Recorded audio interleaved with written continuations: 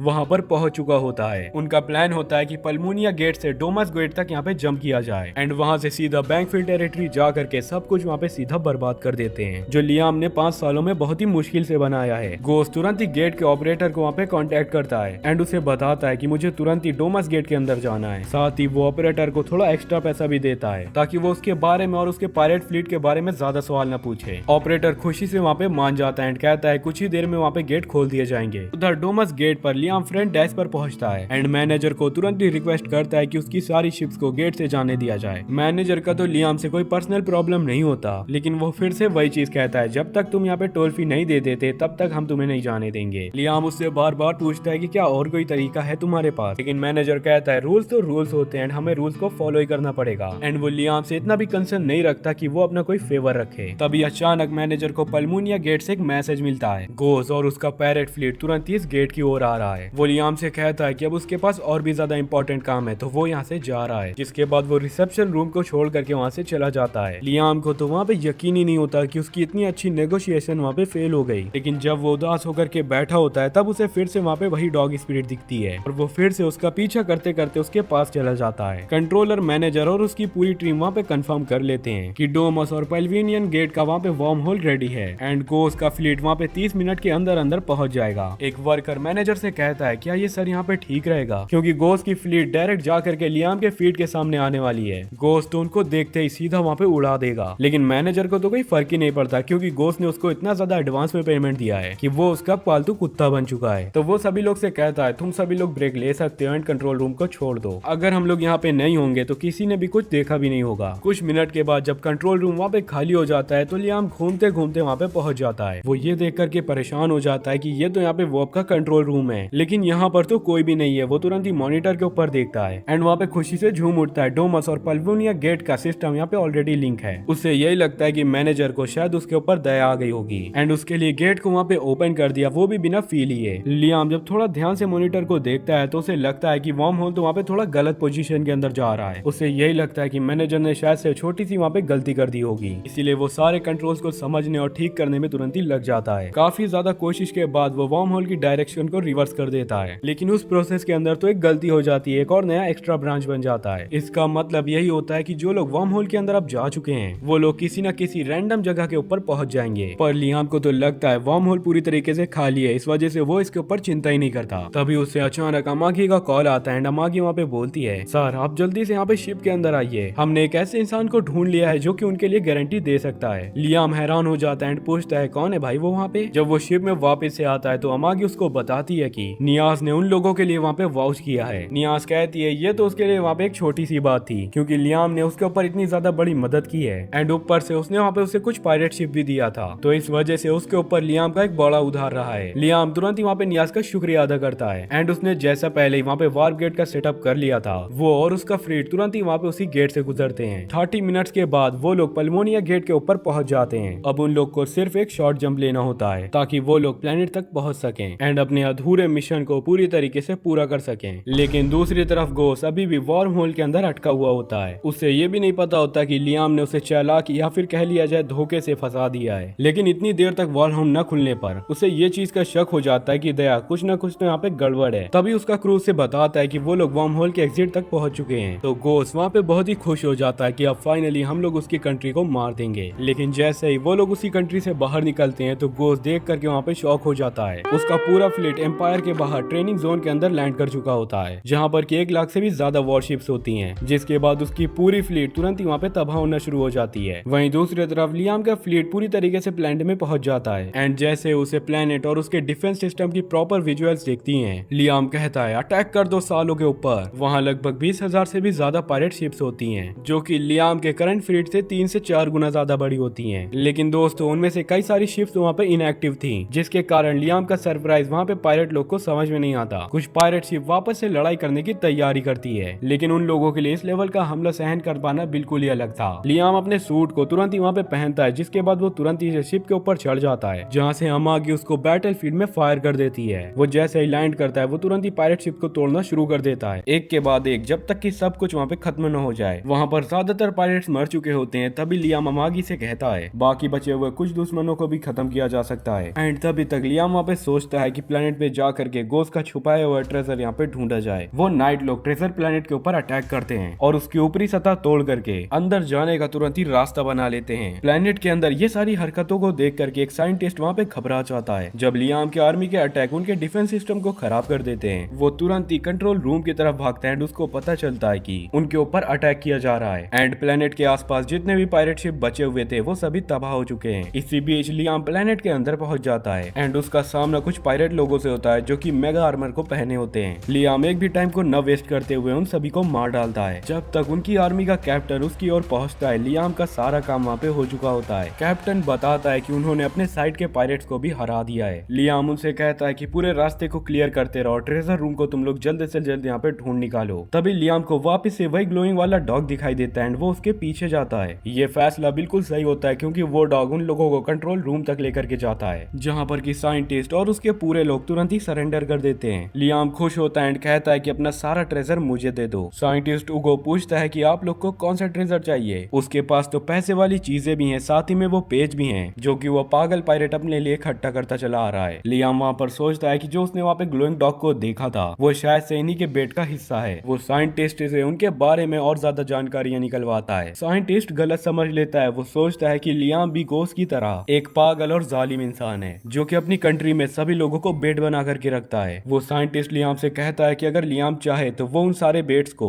वहाँ पर obedient dog के अंदर बदल देगा। लियाम उसकी एक भी बात को समझ नहीं पाता तो साइंटिस्ट उसको तुरंत ही उसी लैब के अंदर ले जाता है जहाँ पर कि वो कुछ अपने एक्सपेरिमेंट के सब्जेक्ट दिखाता है। कुछ लड़कियां अब जो मॉन्स्टर बन चुकी हैं। एक सोल्जर इतनी ज्यादा हैवानियत को देख करके वहाँ पर उल्टी कर देता है। कैप्टन तो उसे डांटते हुए कह रहा होता है कि तू इतने में यहाँ पे उल्टी करने लग गया। लियाम तुरंत ही आगे बढ़ जाता है और उसकी नजर एक खास टेस्ट सब्जेक्ट के ऊपर जाती है। साइंटिस्ट कहता है कि तुम्हारी नजर सच में बहुत ही अनमोल चीज के ऊपर गई है क्योंकि ये कैप्टन गोस्ट का सबसे ज्यादा फेवरेट बेट है। वो लड़की के बारे में बहुत ही बकबक करता रहता है, लेकिन लियाम को तो उसी लड़की को देख करके बहुत ही घिन आती है। उसको अपना वही वाला पास्ट याद आ जाता है कि जब उसको भी वहाँ पे इंसान की तरह नहीं बल्कि एक भद्दे से जानवर की तरह ट्रीट किया जाता था। वो उस बात को सहन नहीं कर पाता, जिसके बाद वो साइंटिस्ट को बीच ही में वहाँ पे गोली मार देता है। जिसके बाद तो लियाम उसी लैब के इधर उधर देखने लगता है। उतने में एक ऑक्टोपस जैसी लड़की जिसके हाथों में आंखें लगी होती हैं, उसकी आवाज हमारे हीरो को सुनाई देती है। वो कह रही होती है तुम कौन हो। हीरो कहता है मैं लियाम हूँ, मैंने इस प्लेनेट के ऊपर कब्जा कर लिया है और तो और तुम्हारे बॉस को भी यहाँ पे मार दिया है। ये सुनकर के लड़की तो वहाँ पे इमोशनल हो जाती है। उससे लगता है कि उसका दर्द अब वहाँ पे खत्म होने वाला है। वो लियाम से रिक्वेस्ट करती है कि प्लीज तुम सारी लड़कियों का दर्द वहाँ पे खत्म कर दो क्योंकि अब वो दोबारा कभी भी इंसान की तरह नहीं जी पाएंगी। लियाम स्ट्रांगली कहता है मैं सभी लोग को यहाँ पे बचाऊंगा, लेकिन बदले में तुम लोग को मेरी मदद करनी पड़ेगी। जिसके बाद लियाम चला जाता है एंड सभी लोग को ऑर्डर देता है कि जल्द से जल्द यहाँ पे डॉक्टर को बुलाओ एंड जितनी भी लड़कियां यहाँ पर बंदी बनाई गई है सभी लोगों को मेरी शिप के पास लेकर के आओ ताकि उन बिचारियों का इलाज हो सके। वो लड़की तो लियाम से रो रो करके कहती है, वो कह रही होती है प्लीज मुझे मत बचाओ, मुझे पता है मेरा कोई भी इलाज नहीं है। कैप्टन को उन बिचारियों के ऊपर दया आ रही होती है, लेकिन वो तो लियाम का सीधा ऑर्डर नहीं टाल सकता था। वो लियाम को समझाने की यही कोशिश करता है कि इन लड़कियों का इलाज यहाँ पे आसान नहीं होगा क्योंकि उनका तो शरीर यहाँ पे खराब हो गया है, जिसके कारण हमें दोबारा से बनाना पड़ेगा, जिसके लिए हमें एक रेयर एलिक्सर और उसके साथ साथ बहुत सारे एक्सपर्ट डॉक्टर चाहिए। कैप्टन कह रहा होता है कि इन सभी लड़कियों को बचाना हमारे लिए बहुत ही महंगा पड़ने वाला है एंड ये सभी चीजें करना हमारे लिए वर्थ नहीं होंगी सर, हम लोग इन्हें मार देते हैं। नहीं, लेकिन लियाम वहाँ पे कहता है मेरा मूड यहाँ पे अच्छा है इसलिए आज कोई भी यहाँ पे नहीं मारा जाएगा और कभी कभी अच्छे काम करने में हमारा पैसा यहाँ पे वेस्ट नहीं होता। उतने में अमागी का फोन आता है एंड वो कहती है कि हमें असली ट्रेजर मिल चुका है सर। अब लियाम तो इस चीज को सुन करके खुश हो जाता है क्योंकि अब उसके पास उन लड़कियों का इलाज कराने का पैसा आ चुका है। इसी बीच जो लड़की वहाँ पे रो रही थी, आप में से काफी सारे लोग इसे जान चुके होंगे। ये हमें पिछले पार्ट में दिखाई गई हुई क्रिस्टियाना है। वो बेचारी अभी भी अपने दुख को याद करके वहाँ पे रो रही होती है। वो पहले होली किंगडम की प्रिंसेस नाइट थी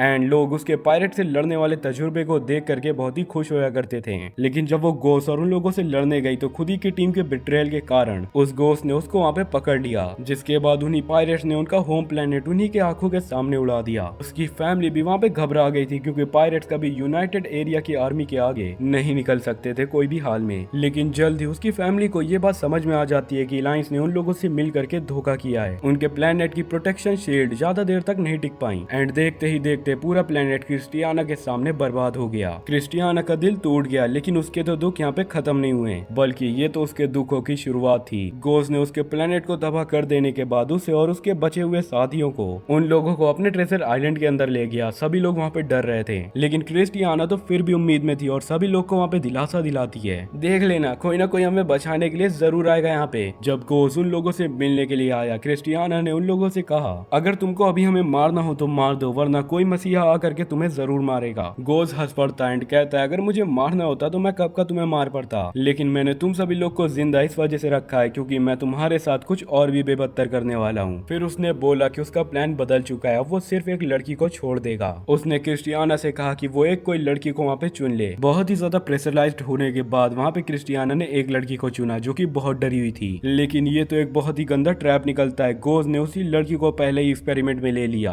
उसने उसे वही साइंटिस्ट के हवाले कर दिया जो कि बिल्कुल पागल है। तभी उसी साइंटिस्ट ने उसी लड़की के शरीर को काटना शुरू कर दिया। क्रिस्टियाना तो ये चीज देख करके पागल हो जाती है एंड कहती है कि गोज प्लीज तुम यहाँ पे रुक जाओ, लेकिन गोज तो हंस करके कहता है, अगर मैं अभी रुक गया ना तो ये लड़की तो अभी मर जाएगी। क्रिस्टियाना के पास अब कोई चारा नहीं बचा हुआ था, जिसके कारण उसे साइंटिस्ट को एक्सपेरिमेंट करने दिया एंड कुछ ही देर में उसी साइंटिस्ट ने उस लड़की को एक मॉन्स्टर के ऊपर बदल दिया। क्रिस्टियाना बहुत ही डर के मारे देखती है जब गोज उससे कहता है, अरे वाह अब तो तुम्हारी बारी है, तुम्हें तो इतना ज्यादा खौफनाक मॉन्स्टर बनाया जाएगा कि हिस्ट्री तुम्हें याद रखेगी। क्रिस्टियाना गुस्से पर पूछती है, तुम ऐसा कैसे ही कर सकते हो? गोज तो हंस करके जवाब देता है, मुझे तो मजा आता है इस चीज में। वो कहता है, मैं तो खुद बहुत ही अगली हूँ, मुझे यही लगता है कि ब्यूटीफुल लड़कियों को भी अगली मॉन्स्टर बना देना चाहिए, उन्हें अच्छी तरीके से तोड़ते हुए देखना मुझे तो बहुत ही पसंद है। जिसके बाद वो क्रिस्टियाना को खींच करके एक्सपेरिमेंट वाली चेयर में बैठा देता है। अब आप इसको बैठालना कह दो या फिर खींच के बांधना कह दो, कुछ भी कह सकते हो भाई। जिसके बाद क्रिस्टियाना की सारी ब्रेविटी वहाँ पे चली जाती है। वो पायरेट से रो रो करके कहती है, तुम प्लीज मुझे छोड़ दो, मैंने क्या किया है तुम्हारा, मैं तुम्हारे लिए कुछ भी करने के लिए तैयार हूँ। लेकिन वो साला भड़वा बॉस वो बिल्कुल से हंसता रहता है एंड कहता है, अब से तुम मेरी फेवरेट वेट बनोगी, तो तैयार हो ना तुम? गोस कहता है, मैंने तो जान करके तुम्हें सबसे पहले नहीं चुना, क्योंकि मैं तो देखना चाहता था कि तुम कितनी यहाँ पे अगली बनोगी एंड इस प्रोसेस में अगली बनते बनते तुम्हें कितना ज्यादा दर्द महसूस होगा। फिर गोस साइंटिस्ट को ऑर्डर देता है, क्रिस्टियाना की आंखों को निकाल करके उसके हाथों में लगा दो, ताकि बिना मिरर के भी वो अपने अगली चेहरे को बार बार देख सके। क्रिस्टियाना चिल्लाती है और रोती है, लेकिन कोई भी वहाँ पे उसकी नहीं सुनता और उसे एक अगली ग्रीन मॉन्स्टर बना दिया जाता है। जिसके बाद बाकी सभी लड़कियों के साथ भी सेम ऐसा ही होता है। वापस प्रेजेंट डे में लियाम अपने होम टाउन पर वहाँ पे लौट जाता है। नियाज को जैसे ही पता चलता है कि लियाम वापस आ चुका है, वो उससे मिलने के लिए आती है। नियाज को ये बात कभी पता चल चुका होता है कि लियाम ने पायरेट बेस को जीत लिया है। नियाज कहती है, तुम सेलिब्रेशन के लिए और भी ज्यादा शिप्स खरीद सकते हो। लियाम नियाज से कहता है, बस करो कि तुम मुझे कितने साल से बेवकूफ बनाती चली आ रही हो। लेकिन नियाज कहती है, मेरे शिप्स तो यहाँ पे काम आए थे और तुम्हें इस रेट से बहुत ही ज्यादा प्रॉफिट भी हुआ है। सोचो अगर मेरे शिप्स नहीं होते तो तुम्हारे साथ क्या ही होता। थोड़ा इन्वेस्ट तो बनता ही है लियाम, कुछ न कुछ खरीद लो यार। वो लियाम को अपने चार्म दिखा करके वापस से फंसाने की कोशिश करती है, लेकिन लियाम तो आज मूड में नहीं होता। वो सीधा वहाँ पे कहता है, चुप करो यार। जब चार्मिंग करना और धमकी देने का प्लान वहाँ पे फेल हो जाता है तो नियाज उसे याद दिलाती है, याद करो वार्प गेट की इंटरेस्ट की परमिशन मैंने ही तुम्हें दी थी। तब लियाम फाइनली वहाँ पे रेडी हो जाता है उसकी बातों को सुनने के लिए। लियाम अमागी से तुरंत ही कहता है, अमागी हम लोग ट्रेजर से कितनी शिप्स को यहाँ पे खरीद सकते हैं? मागी बताती है, सारे खर्चों को हटाने के बाद भी 5000 जैसी शिप्स हम लोग खरीद सकते हैं। लियाम ये चीज को सुन करके शॉक्ड हो जाता है, पर नियाज तो वहाँ पे तुरंत ही भाग जाती है और रास्ते में जाती जाती कह रही होती है, मैं भी 5000 शिप्स का ऑर्डर देती हूँ। लियाम तुरंत ही उसके पीछे भागता है उसको रोकने के लिए, अरे नहीं यार मुझे इतनी नहीं चाहिए। उसी बीच वही फेक स्वॉर्डमैन याशुशी कॉरिडोर के ऊपर घूम रहा होता है, यही सोचते हुए कि अब की बार लियाम से पैसे ऐंठने के लिए क्या प्लान बनाया जाए। तभी वो देखता है नियाज को जो कि कह रही होती है, उसने अपनी इंस्ट को दबा करके लियाम से एक बड़ा ऑर्डर ले लिया है। याशुशी तो सोचता है लियाम नियाज के साथ फ्लर्ट कर रहा है एंड उसको एज अ टॉय वहाँ पे ट्रीट किया करता है। ये सभी चीज सोच करके याशुशी को बहुत ही गुस्सा आता है एंड पीछे छुपा हुआ गाइड वहाँ पे खुश होता है क्योंकि उसको याशुशी का छुपा हुआ पूरा एरोगेंस बहुत ही अच्छा लग रहा था। उतने में टहलते टहलते लियाम वहाँ पे नियाज को ढूंढ रहा होता है। तभी याशुशी उसके पास आता है एंड कहता है, तुम मेरे साथ चलो। वो उसको वापस से ट्रेनिंग ग्राउंड के अंदर ले जाता है जहाँ पर कि उसकी आंखें बांध दी जाती हैं एंड उसकी तलवार में स्पेशल वेट लगा करके बहुत ही भारी बना दिया जाता है। अब उसकी मुश्किल वाली ट्रेनिंग शुरू होने वाली होती है। इस बार याशुशी ने और भी ज्यादा पावरफुल ट्रेनिंग को प्लान किया होता है। उसके पास बहुत ही सारे ड्रोन्स होते हैं जो कि हर तरफ से उड़ करके लियाम के ऊपर तेजी से टेनिस बॉल को लगातार फेंकने लग जाते हैं। लियाम वहाँ पे चीजों को समझ ही नहीं पाता और बार बार बॉल से हिट होता है, जिसके बाद याशुशी और भी ज्यादा स्पीड को इंक्रीज कर देता है। लियाम वहाँ पे परेशान हो जाता है एंड वहाँ पे उससे कह रहा होता है, याशुशी मैं इन सारी टेनिस बॉल को एक ही शॉट से डॉज नहीं कर सकता। याशुशी उसके ऊपर चिल्लाता है, बहाने मत बनाओ, तुम यहाँ पे बहाने दे रहे हो मुझे, अपना सॉल्यूशन खुद ढूंढो, तभी तो तुम एक अच्छे शॉटमैन बनोगे। उतने में लियाम को पड़े पड़े याद आता है जैसा कि उसने पिछली बार मैजिक का यूज किया था, वो अब की बार इन बॉल को रोकने के लिए एक नया तरीके का मैजिक यूज करे। वो ट्राई करता है अपने मैजिक से एक शील्ड या फिर बैरियर क्रिएट करने का, और वो चीज तुरंत ही वहाँ पे काम करती है। सभी टेनिस बॉल उसी चीज से टकरा करके वापस जा रही थी एंड याशुशी शॉक्ड में उसी चीज को देखने लग जाता है, जिसके बाद लियाम उन बॉल को वापस उनकी सोर्स के पास भेजता है, जिसके कारण सभी ड्रोन्स वहाँ पे अचानक टूट जाते हैं। जिसके बाद वो अपनी आंखों की पट्टी को हटा करके याशुशी से कहता है, मैंने ठीक किया ना याशुशी। लेकिन वो देखता है याशुशी तो खुद वहाँ पे टेनिस बॉल से हिट हो चुका होता है। याशुशी की तो फट चुकी होती है, उसे तो लगने लगता है कि लियाम सच में यहाँ पे जीनियस है एंड अगर उसने ये बात पता लगा ली कि यहाँ पे याशुशी फ्रॉड है तो शायद आगे चल करके वो मुझे मार दे। इसी कारण याशुशी वहाँ पे भागने का प्लान बनाता है। जब लियाम उसको रोकते हुए कह रहा होता है, तुम कहाँ जा रहे हो, तो याशुशी कहता है, मैं तुम्हें सारी चीजें सिखा चुका हूँ एंड अब मुझे लगता है कि मुझे और नहीं रुकना चाहिए यहाँ पर, अब तुम प्रैक्टिस करो क्योंकि स्वॉर्डमैनशिप तो तुम बहुत ही अच्छे से जान चुके हो। लियाम वहाँ पर कहता है, मैं नहीं चाहता कि तुम यहाँ पे मुझे छोड़ करके जाओ, मुझे तुमसे ट्रेनिंग चाहिए। तो याशुशी वहाँ पे चिल्लाते हुए कहता है, बस स्माइल मत बनो, मैं खुद भी यहाँ पे एक स्टूडेंट हूँ एंड मैं भी कुछ सीखना चाहता हूँ, तुम्हारा मेरे ऊपर डिपेंड रहना ऐसा ठीक नहीं है। जिसके बाद याशुशी पलट करके लियाम से कहता है, अब तुम ऑफिशियली ग्रेजुएट हो चुके हो, तुम्हें वे ऑफ द फ्लैश अच्छे से आ चुका है। याशुशी कहता है कि अब ये तुम्हारा फर्ज है कि तुम इसी स्वॉर्ड स्टाइल को पूरे वर्ल्ड के अंदर फैला दो। लियाम खुशी से हाँ कहता है। जैसे ही वहाँ पे लियाम वापस से मुड़ता है, याशुशी अपना पूरा दम लगा करके वहाँ पे भाग जाता है। लियाम इतना ज्यादा खुश होता है जितना कि वो कभी भी नहीं हुआ। उसके वर्ल्ड से लोन कम हो रहा है, उसकी टेरिटरी भी अब यहाँ पे ग्रो कर रही है। पायरेट्स को अभी अभी हरा करके आया है, जिसके बाद उसके मास्टर ने भी उसको यहाँ पे छुट्टी दे दी, मतलब कि अब वो पूरी तरीके से एक स्वॉर्ड मास्टर बन चुका है। वो गाइड का शुक्रिया अदा करता है, जिसके बाद वो वियर्डो गाइड जो कि हमेशा से लियाम का घाटा चाहता था, पॉजिटिव एनर्जी से डर करके दूसरे यूनिवर्स के अंदर भाग जाता है। कुछ हफ्तों के बाद लियाम सोचने लगता है कि एक परफेक्ट इविल लॉर्ड बनने के लिए मुझे क्या क्या करना चाहिए। उसके दिमाग में आता है कि एक बुरा इंसान बनने के लिए ताकत, पैसा और बहुत सारा रॉब की जरूरत होगी मुझे। ताकत तो उसने याशुशी की मदद से फ्लैश का रास्ता सीख करके कर ली थी, अब सिर्फ पैसा और खूब सारी लड़कियां चाहिए। तभी अमागी उसके पास आती है एंड उससे बताती है कि एक व्यापारी थॉमस तुमसे मिलने के लिए आया है। तभी लियाम उसको कहता है कि तुम उसे अंदर भेजो, क्योंकि लियाम बहुत ही देर से उसका इंतजार कर रहा था। थॉमस उसके लिए सोने की ईंट बना करके लाया है, जैसा कि लियाम ने मंगवाया था। लियाम सोने की ईंटों को देख करके खुश हो जाता है। अब उसकी ड्रीम वाली लिस्ट में से दूसरा आइटम भी चेकमेट हो चुका है, चाहे इस दुनिया के अंदर सोने की वैल्यू बिल्कुल कम ही हो। थॉमस लियाम को थैंक यू कहता है, लेकिन लियाम को लगता है कि इसके पीछे कोई छुपा हुआ मकसद है। वो सीधा पूछता है तो थॉमस उसे बताता है कि उसे यहाँ पे एक खतरनाक रास्ते से गुजरना है अपने बिजनेस के लिए, जिसके वजह से उसे लियाम की सेना से कुछ शिप्स चाहिए। लियाम थोड़ा सा ताना मारते हुए कहता है, ऐसे डेंजरस रास्ते में क्यों ही तुम्हें जाना है। थॉमस उसको समझाता है कि पूरा ट्रेड रूट पायरेट्स के अंडर में हो चुका है, इसलिए मर्चेंट लोगों का बहुत ही नुकसान हो रहा है। लियाम उसकी चिंता को समझ करके यहाँ पे अमागी से कहता है, क्या 100 से भी ज्यादा शिप्स को मर्चेंट के साथ भेजा जा सकता है। अमागी कहती है कि हाँ, अभी हम लोग यहाँ पर भेज सकते हैं, इसी के वजह से हमारी सेना की ट्रेनिंग भी यहाँ पे पूरी हो जाएगी। लियाम को यह प्लान बहुत ही पसंद आता है, वो तुरंत ही हाँ बोल देता है। थॉमस भी उससे वादा करता है कि वो अगली बार इससे भी ज्यादा सोना लेकर के आएगा। थॉमस अपने पीए के साथ निकलते हुए वहाँ पर उससे बोलता है, बैंकफील्ड टेरिटरी तो देखो कितनी तेजी से बढ़ रही है यहाँ पर। लियाम के दिमाग और उसकी इन्वेस्टमेंट की वजह से वो उसकी रूलिंग स्किल से इम्प्रेस्ड होता है, लेकिन उसका सोना इस तरीके से इकट्ठा करना वो उसको समझ में नहीं आता,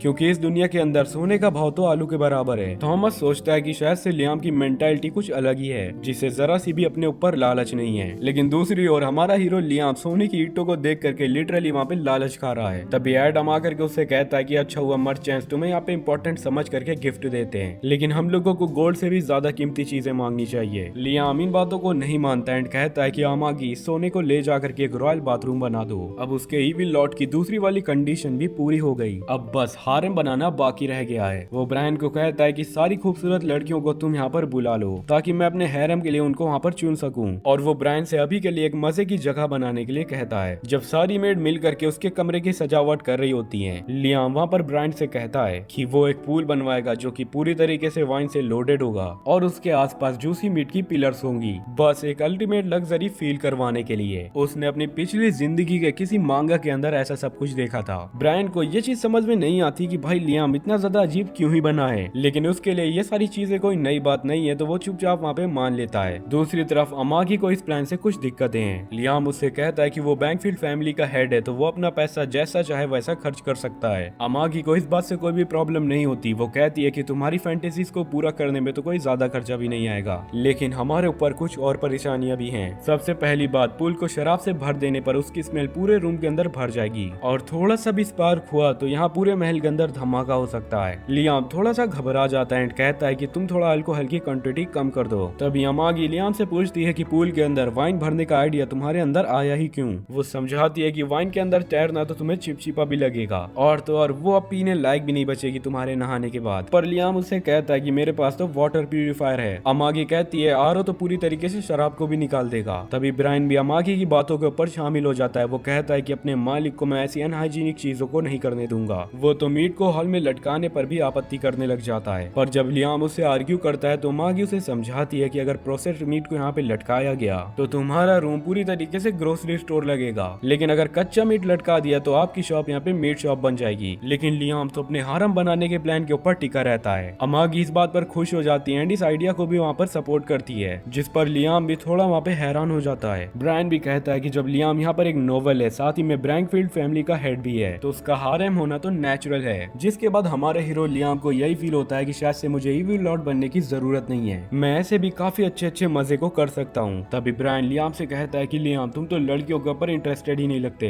लेकिन वो निया के ट्रैप पर फंसी जाता है। ब्रायन उससे कह रहा होता है कि मुझे हमेशा चिंता लगी रहती है, अगर तुम्हें कुछ हो गया तो बैंकफील्ड फैमिली का क्या होगा, उनका तो नाम पूरी तरीके से खत्म हो जाएगा। इसीलिए वो कहता है कि हारेम वाली प्रोसेस को शुरू करो और कुछ बच्चे भी पैदा कर लेना ताकि आपकी फैमिली का वंश यहाँ पे आगे बढ़ सके। लेकिन ये सभी चीजों को सुन करके लियाम की बोलती तो बंद हो जाती है। फिर भी उसे ये चीज जान करके खुशी होती है कि उसकी हारेम वाले प्लान के ऊपर किसी को भी कोई आपत्ति नहीं है और अब वो अनाउंस करता है कि सुंदर लड़कियों की तलाश सबसे शुरू कर दी जाए। तभी ब्रायन उससे पूछता है हारेम आपको कितना ही बड़ा चाहिए। लियाम ड्रामा करते हुए अनाउंस करता है कि उसको 100 लड़कियां चाहिए। ब्रायन इस चीज को सुन करके हैरान हो जाता है, लेकिन दोस्तों यहाँ पर ट्विस्ट है। ब्रायन के हिसाब से ये नंबर तो बहुत ही छोटा था। अमागी भी एग्री करती है। वो बताती है कि उन्होंने 10,000 लड़कियों को शॉर्ट लिस्ट कर लिया था और पहला बैच 1,000 लड़कियों को बुलाने का प्लान था। जैसे लियाम इन बातों को सुनता है वो थोड़ा सा घबरा जाता है, लेकिन उसका बटलर ब्रायन वो तो उसको वहाँ पे लगातार ताने दे रहा था कि जितनी भी ज्यादा लड़कियां सर आपके हारेम के अंदर होंगी इतना ही बेहतर होगा हमारे लिए, ताकि आप उनमें से अपनी एक परफेक्ट सोलमेट को ढूंढ सको। ब्रायन ये चीज को बार बार कहता है कि अपनी जिंदगी के सही जोड़ीदार को जल्दी ढूंढ लो, लेकिन लियाम वहाँ पर अनाउंस कर देता है कि उसके लिए तो अमागी ही बेस्ट है और वो हमेशा ही उसकी फेवरेट रहेगी। हारेम के लिए अमागी तुरंत ही उसको एक लिस्ट देती है, बोलती है आपको जो भी लड़की इनमें से पसंद है उसके ऊपर स्वाइप राइट करो, जिसके बाद उस लड़की को हम आपके रूम के अंदर तुरंत ही भेज देंगे। अमागी कहती है यहाँ की कोई भी लड़की खुश नसीब होगी अगर आप उसके हारेम के अंदर शामिल होगे तो, क्योंकि लियाम तो इस पूरे टेरिटरी का लॉर्ड है। लेकिन फ्रेंड्स लियाम को यही वाली बात सबसे ज्यादा इरिटेटिंग लगती है। वो अमागी और ब्रायन से कहता है कि उसे ऐसी लड़कियां नहीं चाहिए जो कि खुशी खुशी उसकी हो जाएं। उसकी सोच है कि वो एक इविल लॉर्ड बनना चाहता है जहां लड़कियां मजबूरी में उसके हारेम के अंदर हो जबरदस्ती, चाहे वो लड़कियां उसको जरा सी भी पसंद न करे लेकिन उनको वहाँ पर रहना पड़े। ब्रायन तो उसकी सोच के ऊपर हैरान हो जाता है, लेकिन लियाम तो अभी भी वहाँ पर अटका हुआ था इसी बात पर। वो अमागी और ब्रायन से कहता है कि कुछ ऐसी लड़कियां ढूंढो जो कि उससे नफरत करती हों, क्योंकि सिर्फ वही लड़कियां उसके इविल लॉर्ड बनने का सपना पूरा कर सकती हैं। कुछ दिनों के बाद लियाम खुद अपने एरिया में लड़कियों को ढूंढने के लिए निकल पड़ता है। पहली बार अपने महल से बाहर निकलता है एंड उसको यहाँ के कल्चर का कुछ भी नहीं पता है। उसको लगता है कि वो अगर थोड़ा सा क्रीप जैसा बिहेव करेगा तो लड़कियां उसको पसंद ही नहीं करेंगी। वो पहली सुंदर लड़की के ऊपर लाइन मारने की कोशिश करता है, लेकिन उसको शॉक्ड लगता है क्योंकि वो लड़की पहले से ही उसे पसंद करती है,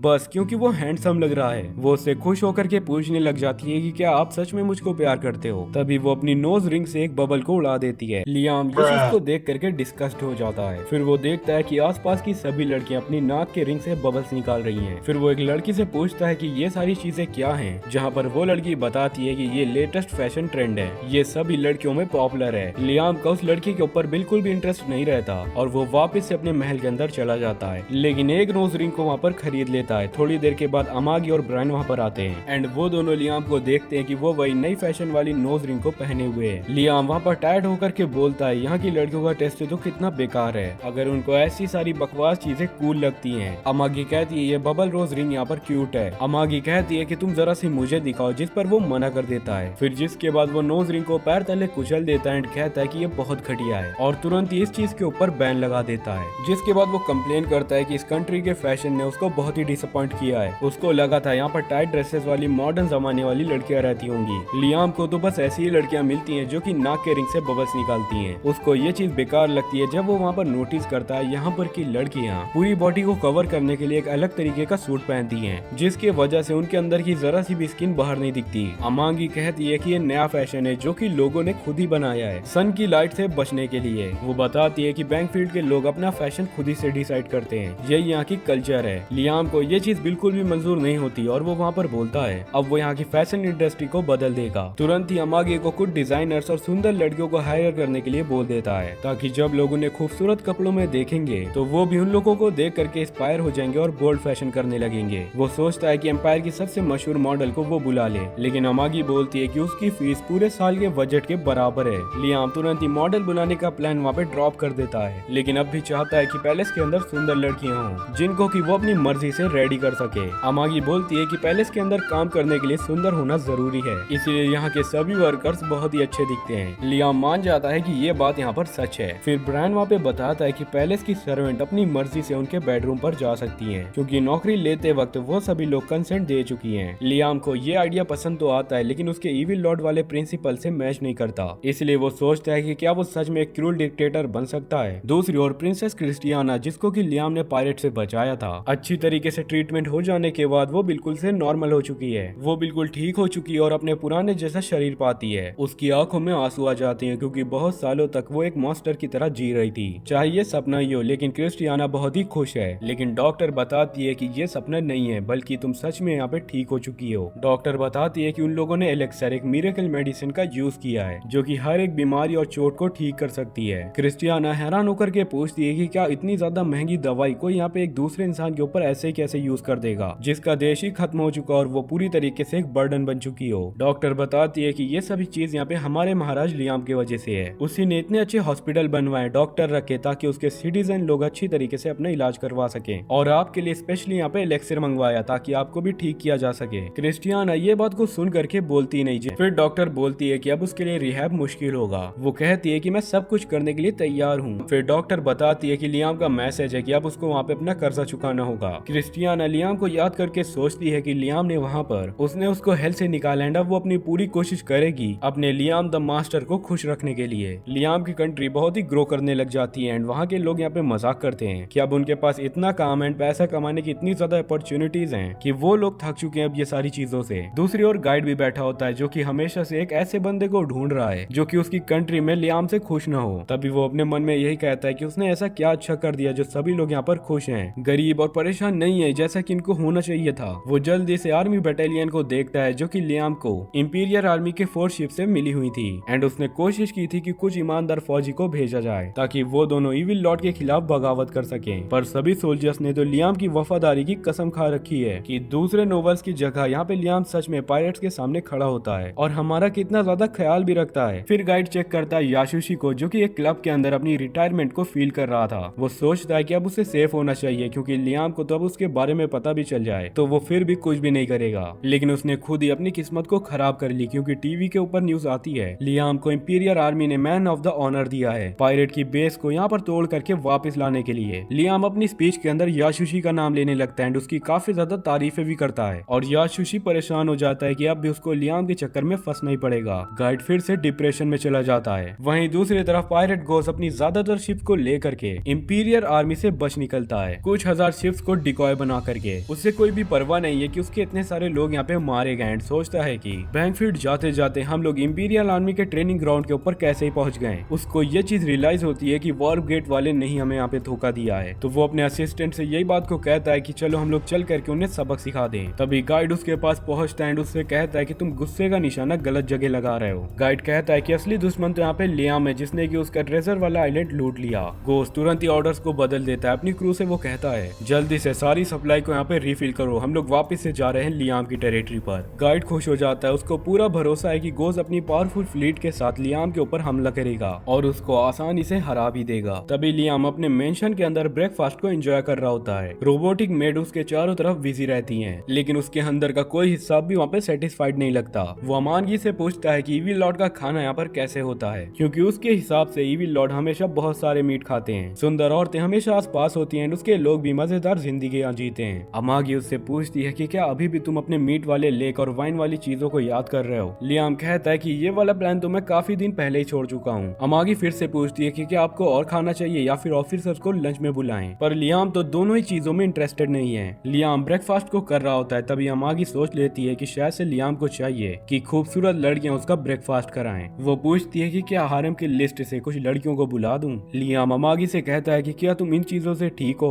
अमागी कहती है कि मुझे इन चीजों से क्या ही प्रॉब्लम होगी सर। ये सारी चीजों को सुन करके लियाम थोड़ा सा वहाँ पे उदास हो जाता है। क्या मेरे दूसरी लड़की लाने से भी तुम्हें यहाँ पे कोई फर्क नहीं पड़ता। तो अमागी कहती है कि अभी तक तो तुम्हारे पास कोई लड़की है नहीं, तो मुझे फर्क ही क्या पड़ेगा। लियाम कहता है मेरे पास तुम तो हो अमागी। लेकिन अमागी कहती है मैं तो टेक्निकली यहाँ पे लड़की नहीं हूँ, बल्कि मैं तो एक एआई हूँ। लियाम को अमागी से वो जवाब नहीं मिलता जो कि वो वहाँ पे उससे एक्सपेक्ट कर रहा था। अमागी कहती है कि लियाम तुमको असली वाइफ ढूंढना चाहिए ताकि तुम्हारे बच्चे आगे बढ़ सके। लेकिन वो खुश होती है कि वो यहाँ पे लियाम को खुशी दे सकती है। थोड़ी देर के बाद अमागी लियाम को साल का पूरा फाइनेंशियल रिपोर्ट देती है। वो बताती है कि पायरेट से खजाना जो हमें यहाँ पर प्राप्त हुआ था उसने बैंकफील्ड कंट्री के इकोनॉमी को बहुत ही बूस्ट किया था। उन लोगों ने लोन का एक बड़ा हिस्सा चुका दिया है और थोड़ा इंटरेस्ट भी अपने हिस्से पर बचा लिया। लियाम हैरान हो जाता है, सोचता है कि उसके फादर एंड ग्रैंडफादर ने इतना ज्यादा लोन ले लिया था कि पायरेट्स का खजाना भी उनके ऊपर पूरा नहीं हुआ उनको चुकाने के लिए। फिर भी अमागी अपनी रिपोर्ट को कंटिन्यू करती है, बताती है कि उनका इलाका धीरे धीरे यहाँ पे स्टेबिलिटी के साथ पूरी तरीके से ग्रो कर रहा है एंड ऐसा ही चलता रहा तो जल्द ही सारा का सारा कर्ज हमारे ऊपर से उतर जाएगा। लियाम ठंडी सांस भरता है और कहता है कि वो सोचा करता था इविल लॉर्ड बन करके पैसा अपने ऊपर उड़ाएगा, लेकिन पता नहीं क्यों अभी तो सारा का सारा पैसा लोन चुकाने में जा रहा है। अमागी पूछती है कि इविल लॉर्ड बन करके तुम यहाँ पे क्या ही करोगे। तो लियाम बोलता है कि शायद उसे टैक्स बढ़ा देना चाहिए ताकि उसके कंट्री के लोग थोड़ा सा तो परेशान हो। अमागी बताती है कि शॉर्ट टर्म में पैसा तो आएगा, लेकिन लंबी रेस में उनकी कंट्री की ग्रोथ बहुत ही बुरी तरीके से डाउन हो जाएगी। लियाम दोबारा से सांस भरता है। अमागी पूछती है क्या तुम अपनी जिंदगी से यहाँ पर खुश नहीं हो। लियाम कहता है वैसे तो मैं यहाँ पे बहुत ही खुश हूँ क्योंकि हर एक चीज मेरे फेवर ही में जाती है, चाहे कुछ भी हो। उसके पास पैसा है, रॉब है और अमागी भी है एंड आगे मैं अपनी पावर का मजा लूंगा चाहे फिर जो भी हो। लियाम सोचता है कि अमागी शायद से यहाँ पे समझेगी नहीं, लेकिन वो वापस से सोचता है कि हो सकता है वो उसके सपने या फिर एम्बिशंस को न समझ पाए, लेकिन फिर भी वो हमेशा ही मेरे साथ रहेगी और मेरे सपनों को भी मेरे साथ मिलकर के पूरा करेगी। थोड़ी देर के बाद ब्रायन वहाँ पे दौड़ता हुआ लियाम के थ्रोन रूम पर आता है। वो एक इमरजेंसी वाली खबर देता है। वो आकर के कहता है कि सर पायरेट्स ने खुलेआम हमारे ऊपर युद्ध का ऐलान कर दिया है। उनकी सभी शिप सोलर सिस्टम के किनारे पर इकट्ठा हो रही हैं। लियाम रडार को देख करके समझता है कि ये तो पायरेट्स के लिए अजीब है क्योंकि वो लोग तो हमेशा चालाकी और डरपोकी की तरह छुप करके वॉर करते हैं। ऐसा खुलेआम वॉर तो उन्होंने कभी भी हिस्ट्री में नहीं किया है। अमागी कहती है कि शायद से पायरेट्स जानबूझ करके सभी लोग को टाइम दे रहे हैं ताकि वहाँ पर लोग ज्यादा डरें। वो समझाती है कि पायरेट्स का खजाना चुरा लेने के बाद अब वो लोग मिल करके रिवेंज लेना चाहते हैं एंड हम सभी लोग को इसलिए मार देना उन लोगों के लिए मजे वाली बात नहीं होगी। लियाम अमागी के बात से एग्री कर जाता है। वो बोलता है कि कोई पागल आदमी जो कि अपने प्रेजेंस को टॉर्चर्ड करता है और उनके शरीर तक मॉडिफाई करता है, उनको पूरी तरीके से जानवर बना देता है, वो जरूर हमारे ऊपर रिवेंज लेने का कोई गंदा ही तरीका सोचेगा। अमागी कहती है कि अगर पायरेट्स ने ऑफिशियली उनके ऊपर जंग का ऐलान किया है तो उनको अपनी पावर के ऊपर सच में भरोसा होगा, तभी तो उन्होंने ये चीज को कहा। लियाम को ये सारी बातों को सुन करके थोड़ा सा टेंशन होने लग जाता है एंड ब्रायन वहाँ पर डिसाइड कर लेता है कि मिलिट्री लीडर्स की अब इमरजेंसी मीटिंग बैठाना ही पड़ेगा। मिलिट्री में ब्रायन सभी लोगों से बताता है पायरेट कैप्टन ग्रोस के बारे में जिसका ट्रेजर आइलैंड उन लोगों ने लूट लिया था। ब्रायन बोलता है कि गोस इस सदी का सबसे खतरनाक पायरेट माना जाता है एंड एम्पायर ने तो उसके सिर के ऊपर जबरदस्त बाउंटी लगाई रखी हुई है। लियाम पूछता है और क्या पता चला इनके बारे में, तो ब्रायन वहाँ पर बताता है कि गोस ने डिमांड रखी है कि उनका सारा ट्रेजर वापस कर दिया जाए जो कि उनके प्लेनेट से लूटा गया था एंड इसके साथ साथ गोस को कुछ सुंदर लोग चाहिए वहाँ पर हॉरिबल एनिमल्स बनाने के लिए। लियाम इस चीज को सुन करके तो इरिटेट हो जाता है एंड ब्रायन इस चीज को सोच रहा होता है कि लियाम अपने जनता की चिंता कर रहा है, लेकिन असल में लियाम अंदर ही अंदर जलन महसूस कर रहा होता है। गोस अपनी पावर का बुरी तरीके से यूज कर रहा है, पैसा और लोग वहाँ पे जबरदस्ती छीन रहा है एंड यही काम तो मुझे करना चाहिए जो कि मैं यहाँ पे बैठ करके अपनी कंट्री बना रहा हूँ। जब पायरेट कैप्टन उससे भी ज्यादा एविल निकला तो लियाम वहाँ पर डिसाइड करता है वो इस चीज को हरगिज़ यहाँ पे होने नहीं देने वाला है। इसी बीच एक मिनिस्टर सजेस्ट करता है कि हमें पायरेट लोगों से बातचीत करनी चाहिए क्योंकि लड़ाई में तो उनकी हारी होगी, लेकिन मिलिट्री जनरल तुरंत ही डिसएग्री कर देता है। जनरल कहता है कि कोई भी गारंटी नहीं है कि पायरेट्स हमें यहाँ पर छोड़ देंगे, चाहे हम लोग उन लोगों की डिमांड्स को मान भी लें। दोनों में वहाँ पर बहस होना शुरू हो जाती है। लियाम वहाँ पर पूछता है आखिर कितनी ज्यादा शिप्स हैं पायरेट के पास, तो उन लोगों को पता चलता है कि पायरेट्स के पास 30,000 से भी ज्यादा शिप्स हैं, जबकि लियाम की आर्मी अभी सिर्फ 5,000 शिप्स को डिप्लॉय कर सकती है। जनरल यही कहता है कि अभी हमें अपने प्लेनेट को प्रोटेक्ट करना चाहिए। मिनिस्टर कहता है कि हम लोग नेगोशिएट करते हैं और दूसरे एम्पायर से यहाँ पर मदद आने का वेट करते हैं। दोनों फिर से लड़ने लग जाते हैं, लेकिन लेकिन लियाम को तो इन दोनों के अंदर कोई भी इंटरेस्ट नहीं होता। वो सोचने लगता है गोस्ट की बाउंटी के बारे में कि ठीक ठाक है, लेकिन इतनी भी बड़ी नहीं है कि हम लोग 30,000 शिप से टक्कर ले सकें। वो कहता है कि अगर बाउंटी थोड़ी सी इंक्रीज होती तो वो थोड़ा सा वहाँ पे ट्राई भी कर लेता। तभी अमागी बोलती है कि उसके पास एक अच्छा सा सुझाव है। अमागी बताती है कि उन्होंने बैटल सिमुलाइजेशन चलाई थी उन शिप्स के ऊपर जो कि पायरेट से उन्हें मिली थी, एंड उनके हिसाब से जंग जीतने का चांस सिर्फ यहाँ पे 3.8% है। ब्रायन इस चीज को सुन करके वहाँ पे सैड हो जाता है। वो कहता है कि काश शायद वेपन फैक्ट्री का बेस वहाँ पर रेडी होता